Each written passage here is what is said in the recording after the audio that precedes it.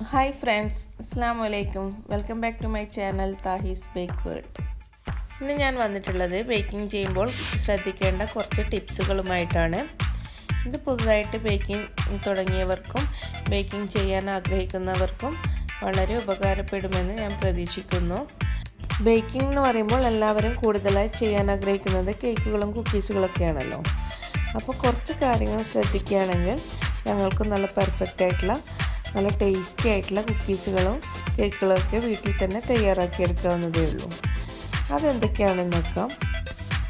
ആദ്യം തന്നെ പറയാനുള്ളത്, നിങ്ങൾ ഏത് റെസിപ്പി ഫോളോ ചെയ്താണോ ബേക്കിംഗ് ചെയ്യാൻ ആഗ്രഹിക്കുന്നത് ആ റെസിപ്പിയിൽ പറഞ്ഞിട്ടുള്ള ഇൻസ്ട്രക്ഷൻസ് അതുപോലെ തന്നെ ഫോളോ ചെയ്യുക. ബേക്കിങ്ങിൻ്റെ പ്രധാനപ്പെട്ട 3 ഘടകങ്ങളാണ് മെഷർമെൻറ്റ്, ടെമ്പറേച്ചർ, അതുപോലെ തന്നെ ടൈമിംഗ്. ഇത് മൂന്നും കറക്റ്റായിരിക്കാൻ ശ്രദ്ധിക്കുക. മെഷർമെൻറ്റിൻ്റെ കാര്യം എടുക്കുകയാണെങ്കിൽ സാധാരണ ഇതുപോലുള്ള സ്പൂണുകളും ഇതുപോലുള്ള കപ്പുകളൊക്കെ എടുക്കുന്നതിന് പകരം മെഷർമെൻറ്റ് സ്പൂണുകളും മെഷർമെൻറ്റ് കപ്പുകളൊക്കെ എടുക്കാൻ ശ്രദ്ധിക്കുക. ചില ഇൻഗ്രീഡിയൻസ് റെസിപ്പിയിൽ വെയിറ്റിലായിരിക്കും പറയുക, അപ്പോൾ ഇതുപോലുള്ള കിച്ചൺ സ്കെയിൽ യൂസ് ചെയ്ത് മെഷർ ചെയ്യുക. അതുപോലെ തന്നെ ഡ്രൈ ഇൻഗ്രീഡിയൻസ് മെഷർ ചെയ്യുന്ന സമയത്ത് ഫ്ലോറൊക്കെ കപ്പിലേക്ക് കുത്തി നിറച്ചെടുക്കാതെ ഒരു സ്പൂൺ കൊണ്ട് ലൂസായിട്ട് കപ്പിലേക്ക് ഇട്ട് കൊടുക്കുക. അതുപോലെ തന്നെ മെഷർ ചെയ്യുന്ന സമയത്ത് കപ്പിലേക്കാണെങ്കിലും സ്പൂണിലേക്കാണെങ്കിലും ഇങ്ങനെ കുമിച്ചെടുക്കാതെ ഇതിൻ്റെ മുകൾ ഭാഗം ഒരു കത്തി കൊണ്ടോ കൈ കൊണ്ടോ ഒരു സ്പാച്ചുല കൊണ്ടോ എന്തുകൊണ്ടെങ്കിലും ഒന്ന് കപ്പിൻ്റെ മുകൾ ഭാഗവുമായി ഒന്ന് ലെവൽ ചെയ്തെടുക്കുക. അതുപോലെ തന്നെ ബേക്കിംഗ് തുടങ്ങുന്നതിന് മുന്നേ തന്നെ എല്ലാ ഇൻഗ്രീഡിയൻസും മെഷർ ചെയ്ത് വെക്കുക. അതുപോലെ മിക്സിംഗ് ബൗൾ എടുത്ത് വെക്കുക. അതുപോലെ തന്നെ ബേക്കിംഗ് ടിന്ന് ഗ്രീസ് ചെയ്ത് വെക്കുക. ഇതിനൊക്കെ ശേഷം ബേക്കിംഗ് പ്രോസസ്സിലേക്ക് കടക്കുക. അതുപോലെ തന്നെ ബേക്കിങ്ങിന് ഉപയോഗിക്കുന്ന ബ്ലേഡ്, മിക്സിംഗ് ബൗൾ ഇതിലൊന്നും തന്നെ ഒട്ടും തന്നെ വെള്ളമില്ല, ഡ്രൈ ആണെന്ന് ഉറപ്പുവരുത്തുക. അതുപോലെ തന്നെ ബേക്കിങ്ങിന് ഉപയോഗിക്കുന്ന മുട്ട, വെണ്ണ, പാല് ഇവയൊക്കെ റൂം ടെമ്പറേച്ചറിലാണെന്ന് ഉറപ്പുവരുത്തുക. ഇവയൊക്കെ റൂം ടെമ്പറേച്ചറിലേക്ക് ആക്കിയെടുക്കുന്നത് എങ്ങനെയാണെന്ന് നോക്കാം. എഗ്ഗ് ആണെങ്കിൽ ഒരല്പസമയം ഒരു ലേറ്റായിട്ടുള്ള ചൂടുവെള്ളത്തിലേക്ക് ഇട്ട് വെക്കുക. അതുപോലെ തന്നെ പാലാണെങ്കിൽ ഒരല്പസമയം 20 സെക്കൻഡ് മൈക്രോവേവ് ഓവനിലേക്ക് വെക്കുകയോ അല്ലെങ്കിൽ ഒന്ന് ചെറുതായിട്ടൊന്ന് അതിൻ്റെ തണുപ്പ് മാറുന്നത് വരെ ചൂടാക്കിയെടുക്കുകയോ ചെയ്യുക. അതുപോലെ തന്നെ ബട്ടർ ചെറുതായിട്ട് കട്ട് ചെയ്യുകയോ ഗ്രേറ്റ് ചെയ്തെടുക്കുകയോ ചെയ്യുകയാണെങ്കിൽ പെട്ടെന്ന് തന്നെ റൂം ടെമ്പറേച്ചറിലേക്ക് ആയി വരും. അതുപോലെ തന്നെ ബേക്കിങ്ങിന് ആവശ്യമായിട്ടുള്ള എസൻസുകളൊക്കെ ഫ്രിഡ്ജിലാണ് സൂക്ഷിക്കുന്നതെങ്കിൽ അത് അല്പസമയം എടുത്ത് പുറത്ത് വെച്ച് റൂം ടെമ്പറേച്ചറിലാണെന്ന് ഉറപ്പുവരുത്തുക. അതുപോലെ തന്നെ ഓരോരുത്തരും യൂസ് ചെയ്യുന്ന ഓവൻ്റെ ടെമ്പറേച്ചറും കുക്കിംഗ് ടൈമും മനസ്സിലാക്കിയെടുക്കുക.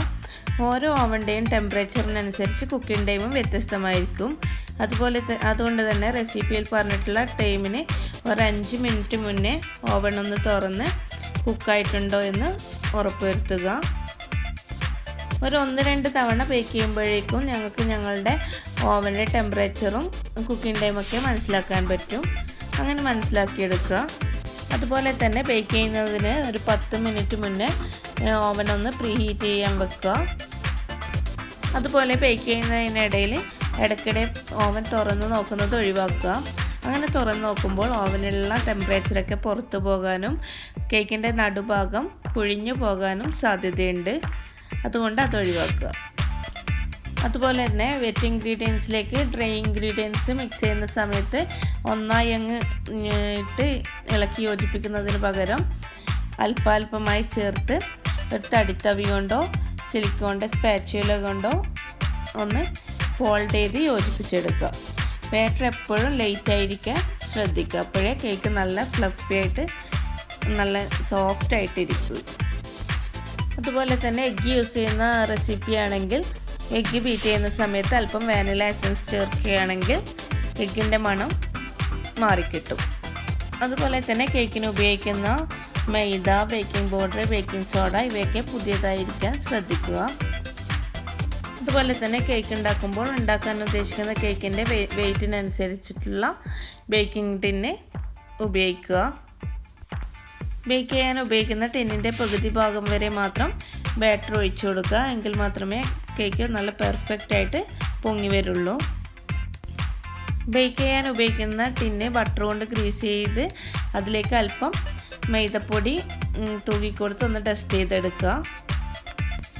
അല്ലെങ്കിൽ കേക്ക് ടിന്നിൻ്റെ താഴ്ഭാഗത്തും സൈഡിലേക്കൊക്കെ ബട്ടർ പേപ്പർ വെച്ച് കൊടുത്തതിന് ശേഷം ബാറ്റർ ഒഴിച്ച് ബേക്ക് ചെയ്യുക. ഇങ്ങനെ ബേക്ക് ചെയ്യുകയാണെങ്കിൽ കേക്കിൻ്റെ സൈഡ് ഭാഗവും താഴ്ഭാഗമൊക്കെ അധികം മുരിഞ്ഞു പോകാതെ നല്ല സോഫ്റ്റായിട്ട് തന്നെ കിട്ടും. അതുപോലെ തന്നെ ടിന്നിലേക്ക് ബാറ്റർ ഒഴിച്ചതിന് ശേഷം ടിന്ന് 1-2 തവണ ടാപ്പ് ചെയ്ത് കൊടുക്കുക. അപ്പോൾ ബാറ്ററിൽ അടങ്ങിയിട്ടുള്ള എയർ ബബിൾസൊക്കെ അങ്ങ് പോയി കിട്ടും. അതുപോലെ തന്നെ ചില കേക്കിൻ്റെ റെസിപ്പിയിലൊക്കെ എഗ് വൈറ്റും എഗ് യോക്കും സെപ്പറേറ്റ് ചെയ്തതിന് ശേഷം സെപ്പറേറ്റ് ആയിട്ട് ബീറ്റ് ചെയ്താണ് ബാറ്ററിലേക്ക് യോജിപ്പിക്കുന്നത്. അങ്ങനെ സെപ്പറേറ്റ് ചെയ്യുന്ന സമയത്ത് എഗ് വൈറ്റിലേക്ക് ഒട്ടും തന്നെ എഗ് യോക്ക് പെടാതെ നോക്കുക. അതുപോലെ തന്നെ എഗ് വൈറ്റ് ബീറ്റ് ചെയ്യുന്ന സമയത്ത് ബൗളും ബ്ലേഡൊക്കെ ഒട്ടും തന്നെ വെള്ളമില്ലാതെ നല്ല ക്ലീൻ ആൻഡ് ഡ്രൈ ആണെന്ന് ഉറപ്പുവരുത്തുക. എങ്കിൽ മാത്രമേ എഗ് വൈറ്റ് നന്നായിട്ട് പതഞ്ഞ് സ്റ്റിഫായിട്ട് വരുള്ളൂ. എഗ് വൈറ്റ് ബീറ്റ് ചെയ്തത് ബാറ്ററിലേക്ക് യോജിപ്പിക്കുന്ന സമയത്ത് അല്പം എടുത്ത് നല്ല ഫോൾഡ് ചെയ്ത് യോജിപ്പിച്ചെടുക്കാം. എഗ് വൈറ്റ് ഒട്ടും തന്നെ താഴ്ന്നു പോകാതെ നല്ല ഫ്ലഫി ആയിട്ട് തന്നെ കേക്ക് ബാറ്ററിലേക്ക് യോജിപ്പിച്ചെടുക്കാം. എങ്കിൽ കേക്ക് ബാറ്റർ നല്ല ലൈറ്റായിട്ട് ഇരിക്കുകയും കേക്ക് നല്ല സോഫ്റ്റ് ആൻഡ് സ്പോഞ്ചി ആയിട്ട് വരികയും ചെയ്യും. ബേക്ക് ചെയ്തെടുത്ത കേക്ക് ടിന്നിൽ നിന്ന് അല്പം ഒന്ന് ചൂടാറിയതിന് ശേഷം മാത്രം പുറത്തേക്ക് എടുക്കുക.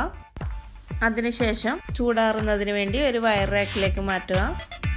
നന്നായി ചൂടാറിയതിന് ശേഷം മാത്രം കേക്ക് ഐസിങ്ങിന് വേണ്ടി ലേയേഴ്സായിട്ട് കട്ട് ചെയ്തെടുക്കുക. ഇത്തരം കാര്യങ്ങളൊക്കെ ശ്രദ്ധിക്കുകയാണെങ്കിൽ നിങ്ങൾക്കും നല്ല പെർഫെക്റ്റ് ആയിട്ട് കുക്കീസും കേക്കുകളൊക്കെ വീട്ടിൽ തന്നെ തയ്യാറാക്കിയെടുക്കാൻ പറ്റും. ഈ ടിപ്സുകളൊക്കെ എല്ലാവർക്കും ഉപകാരപ്പെടുമെന്ന് പ്രതീക്ഷിക്കുന്നു, പ്രത്യേകിച്ചും ബേക്കിംഗ് പഠിച്ചു തുടങ്ങുന്നവർക്ക്. ഇനി മറ്റുള്ള ടിപ്സുകളൊക്കെ അടുത്ത വീഡിയോയിൽ ഉൾപ്പെടുത്താം. വീഡിയോ ഇഷ്ടപ്പെടുകയാണെങ്കിൽ ലൈക്ക് ചെയ്യുക, ഷെയർ ചെയ്യുക. പിന്നെ എൻ്റെ ചാനൽ ഇതുവരെ സബ്സ്ക്രൈബ് ചെയ്യാത്തവരാണ് ഈ വീഡിയോ കാണുന്നതെങ്കിൽ ഒന്ന് സബ്സ്ക്രൈബ് ചെയ്തേക്കണേ. കൂടെ കാണുന്ന ബെല്ലൈക്കണും കൂടി ഒന്ന് പ്രസ് ചെയ്യുക. അപ്പോൾ അതിൽ ഓൾ എന്നൊരു നോട്ടിഫിക്കേഷൻ കാണാം, അതൊന്ന് ക്ലിക്ക് ചെയ്യുക. അപ്പോൾ ഞാനിടുന്ന വീഡിയോകളൊക്കെ നിങ്ങൾക്ക് അപ്പോൾ തന്നെ ലഭിക്കും. ഇനി കൂടുതൽ ബേക്കിംഗ് വീഡിയോകളും കേക്ക് റെസിപ്പികളൊക്കെ നിങ്ങൾക്ക് ഈ ചാനലിൽ നിന്ന് പ്രതീക്ഷിക്കാവുന്നതാണ്. അപ്പോൾ ഓക്കെ, ബൈ, താങ്ക് യു.